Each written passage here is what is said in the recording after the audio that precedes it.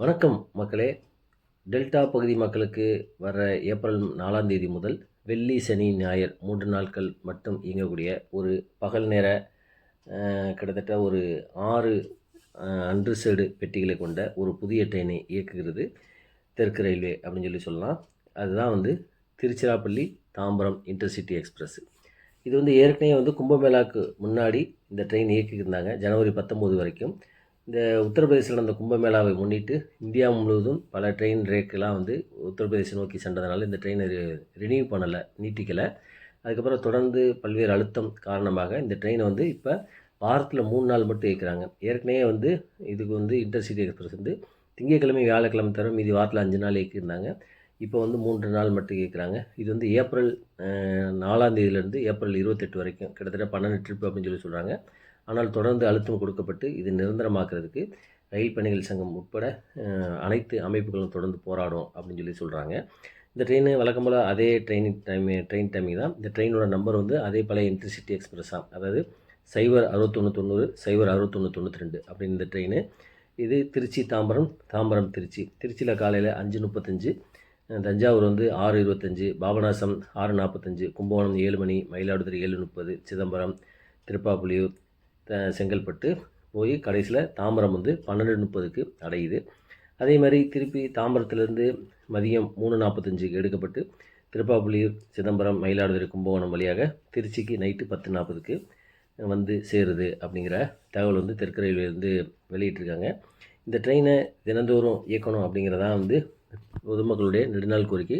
இதை பொறுத்த மட்டும் கிட்டத்தட்ட ஒரு 20 பெட்டிகள், அதில் 2 ஏசி சேர் கார், அதுக்கப்புறம் 10 chair car, 6 general second class அதாவது அன்ரிசர்வ்டு பெட்டி, அதுக்கப்புறம் பார்த்திங்கன்னா 2 செகண்ட் கிளாஸு, அது எஸ்எல்ஆர் அல்லது டிசேபிள்டு கோச் அப்படின்னு சொல்லுவாங்கள்ல, அது 2. மொத்தம் கிட்டத்தட்ட அன்ரிசர்வ்டு பெட்டிகளே கிட்டத்தட்ட 6 இருக்குது.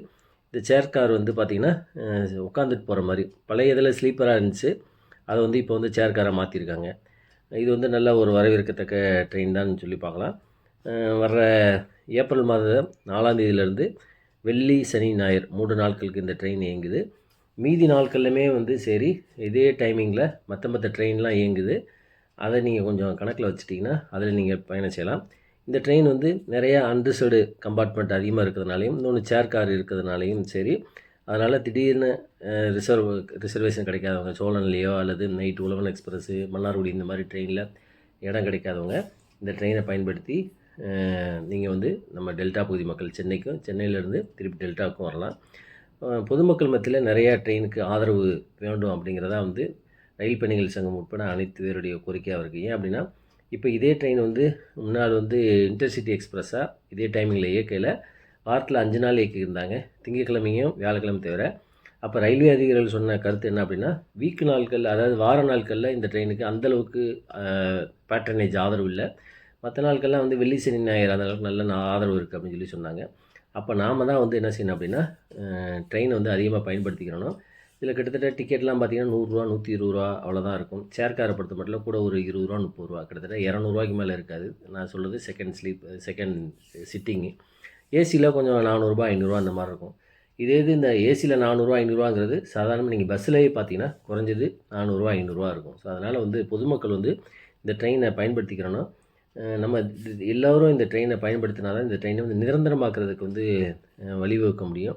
இப்போ ரயில்வே அதிகாரிகள்கிட்ட ரயில் பணிகள் சங்கம் போன முறை விடையில் இந்த ட்ரெயினை டெய்லி இயக்கணுங்களே சொன்னால அவங்க சொன்ன கருத்து தான், வார நாட்களில் இந்த ட்ரெயினுக்கு ஆதரவு கம்மியாக இருக்குது அப்படின்னு. அப்போ இது மக்கள் மத்தியில் எடுத்துகிட்டு போனால் கூட மக்கள் இதை சரியாக பயன்படுத்துறதில்ல அப்படிங்கிறதான். ஆனால் பேருந்துகளெல்லாம் பார்த்திங்கன்னா அவ்வளோ கூட்டம் இருக்குது டெல்டா பகுதியிலேருந்து சென்னைக்கு போகிறதுக்கு. அதனால் பொதுமக்கள் இந்த காணொலியையும் சரி, இந்த ட்ரெயினை பற்றியும் சரி, எல்லாருக்கும் இந்த ட்ரெயினை கொண்டு போய் சேருங்க.